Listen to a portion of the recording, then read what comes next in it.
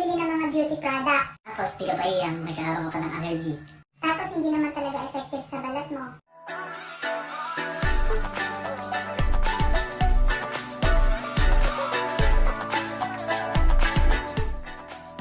Kung bagong viewer ka, please watch this video till the end. And don't forget to like, Subscribe. and click the bell button. Mag-enjoy ka na, matututo ka pa. For this video, gagawa pa tayo ng DIY natural face mask. And here's the ingredients. Okay guys, so ano-ano ba mga kakailanganin natin? Kutsara, malinis na tissue, lemon or yung calamansi po pwede din, isang egg, tsaka honey.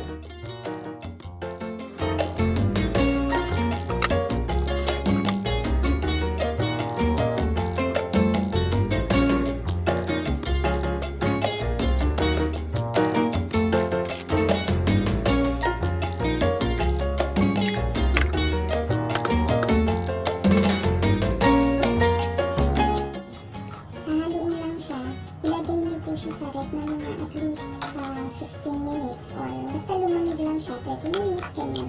Mas maganda po kasi siyang ipahid sa face kapag malamig. Okay? So, ito na po. Ang gagawin natin yung tissue, tsaka yan. Ipapahid po natin sa kanya. Make sure na ang gagamitin nyo lahat ay malinis. Clean. At isa po sa tip ko talaga, kasi po yung ibang ginagamit nila, brush sa mukha. Pero ako ang ginagamit ko po talaga ay kutsara. Kasi po, ito ay malamig sa face. Mas masarap po siyang ipahid, pero itry niyo po talaga ito. Try na. Itry na natin sa kanya.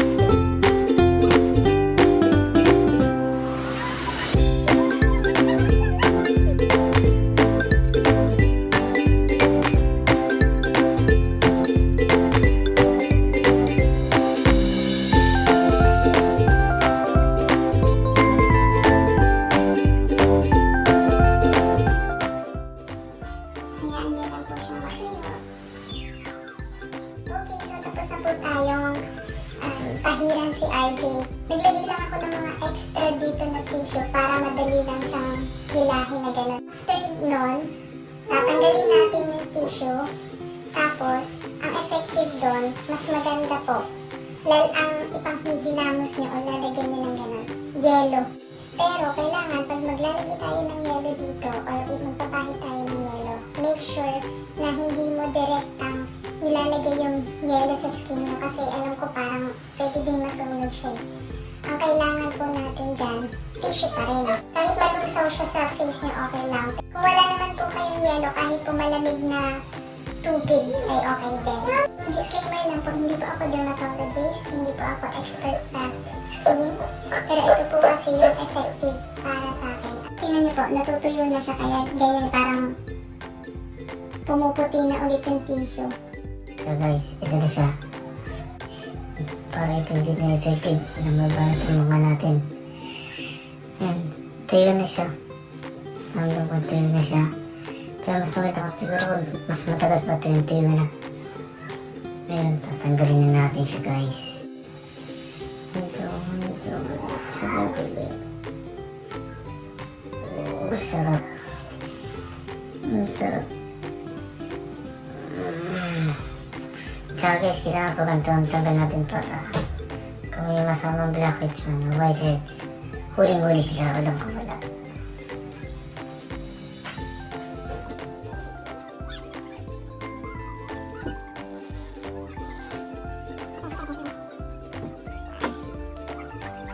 Meron tayong yelo dito guys, ito ito gagawin natin pang panlinis.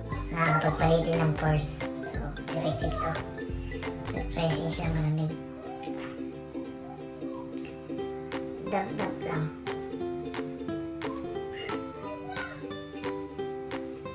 Beauty tips ni Mrs. Pero masarap matulog. Masarap matulog pag may ganun, nakamask. Kanina na nagpapatuyo po siya. Nagpapatuyo po siya ng tissue. Maya-maya naghihilik. Hanggang sa malusaw lang po yung yelo sa tissue. Dab-dab lang. Nakatulog ako. Pinatry ko po sa kanya. Pwede mo lagyan Pero masarap po talaga, promise. Mas maganda talaga yung spoon ang gamitin nyo. Malamig. Spoon po ang gamitin nyo kaysa sa brush. Gawin nyo po pala to kahit twice a week. Okay lang. Huwag po lagi. Bye!